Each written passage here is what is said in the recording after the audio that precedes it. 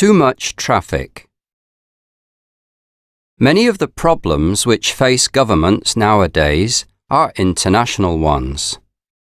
Take traffic, for example. All the major cities of the world are having to try to find ways of dealing with too many vehicles and the congested roads which they cause. A large number of the vehicles which clog our cities are private cars.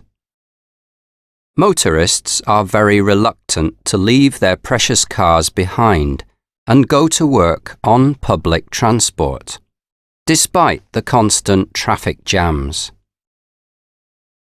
They regard buses, trams and trains as being for other people, while they themselves like to drive from door to door.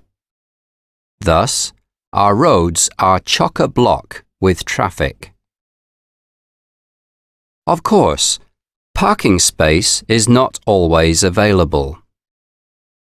Some firms provide car parks or garages, where at least some of their employees can leave their cars.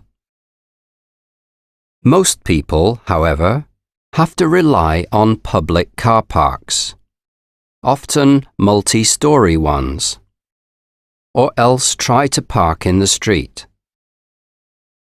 Since this is usually highly restricted, with many parking meters in evidence, parking is a source of frustration to many motorists.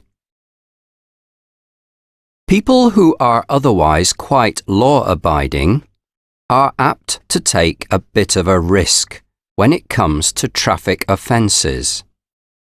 Thus, they ignore both signs that say "no parking" and lines painted down the edge of the road, which indicate parking restrictions. Should they be away from their cars for longer than the amount of time allowed by the parking meter, they are not worried, until they see that the traffic warden has left a parking ticket on their windscreen, and realize that they will have to pay a fine. The authorities in more and more cities are trying to keep cars out of the city centre.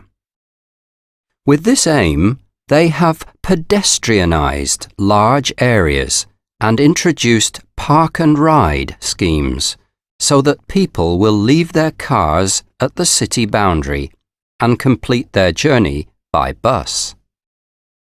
Still, there are fears that ever-increasing traffic will cause gridlock in cities, particularly at rush hours.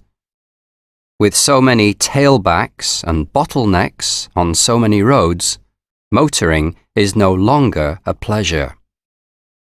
Why then do so many of us persist in using our cars?